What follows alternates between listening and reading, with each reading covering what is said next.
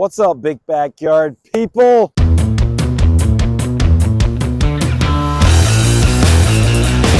The last orchard tour we did was in the spring last year, and things looked very, very different. But there's, in my mind, almost never a more exciting time than when you're back in dreaming phase. When it's winter and everything's dormant, there's some pruning to be done, there's some planting to be done, there's maybe even some replanting to be done. We lost a couple of trees this year. We'll get those pulled up. We'll get some new things in here any minute. In North Texas, I like to get those planted either late fall or kind of mid to late winter, get some roots going before we get into the spring because our summers come so fast and so harsh. But there are some positive things to show you. But a lot of what I do is try to leave things alone after summer, let things very naturally go dormant, let some limbs fall, even leave a little fruit on the ground. We try to be careful about diseases, but we want to let this be as natural as possible. We don't really spray anything. Most of our feed is in this wood chip mulch. We don't do any fertilizing or anything. I know we could manufacture a little more progress at times, but our goal is that our orchard would thrive on neglect and the love that we give it when we have time for it. We got 3 kids.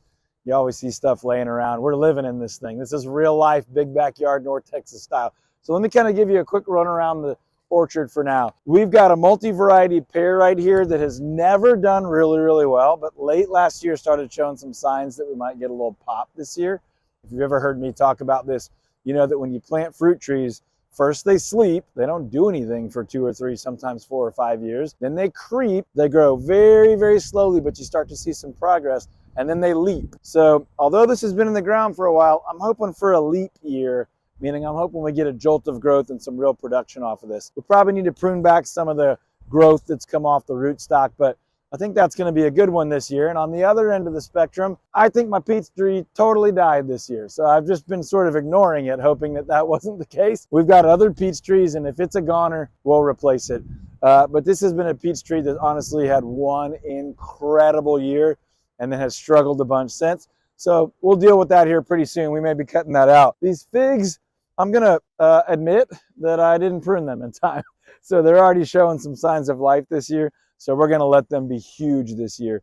Many years in North Texas, our figs die all the way back and they grow to full size by summer. So I'm never really worried if they freeze. We've had 2 pretty good freezes this year, but we already have new buds on them. So we're going to leave them as they are. 1, 2, 3, 4 of them. I would imagine this year we're going to have massive quantities of figs. These are crepe myrtles in between, so they're not really orchard plants. We did some new plantings last year.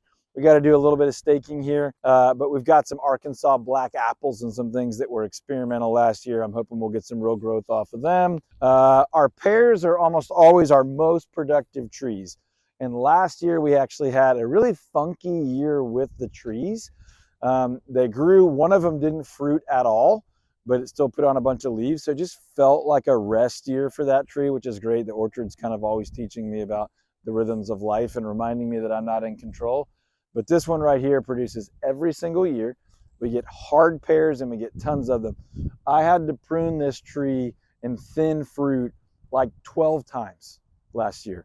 And we still got really awesome late into the fall, delicious, hard, crunchy, almost apple consistency pears off this thing. And so my girls are really excited about that again this year. We've got 4 of them. 2 of them fruited really well. 1 did okay, and 1 just refused to produce for us last year, which is fine because we didn't need that quantity anyway. So it'll be interesting to see this year what the differences are there. As we come over here, we've got 2 bare root plantings from last year. So that's an apple that we're hoping will do really well. We've got some decent buds on there. We're going to try to do a little pruning and get some side shoots and see if we can get some better structure here. Look at baby figs. Here we go. We're already seeing a little bit of growth there. So that's why I waited too long to prune those. It just didn't get, luckily, we didn't get a harsh hard freeze yet. We had some really cold temps. And for a lot of these trees, those chill hours are exactly what they want. So that's actually really good for our orchard. And the fact that we didn't get sort of a freezing die off, it wasn't really wet when that happened, seems to be working out pretty well for us. Same thing over here. You can see some figs budding. Another little bare root one that we just put in the ground last year. So I'll tell you more about that in the spring or summer. Hopefully we'll have some growth and we'll do an update there. This is figs. No, it's not. This is plums, and plums blew up this year. I had to thin that so many times as well. We had so many figs on the ground. We were giving them away and sharing them. They were really small this year, so we're going to try to do some aggressive pruning and see if we can get fewer plums, but bigger plums this year. Back here, we lost multiple trees 2 years ago, so some of these are still very, very young from bare root 2 years ago. Over here, we have, I want to say nectarine. Yep, that one's a nectarine. This is my baby. This is the apple tree. This was the tree that got us going, that I dreamed of having my whole life. And it is starting to get into that leap phase. Last year was really, really great.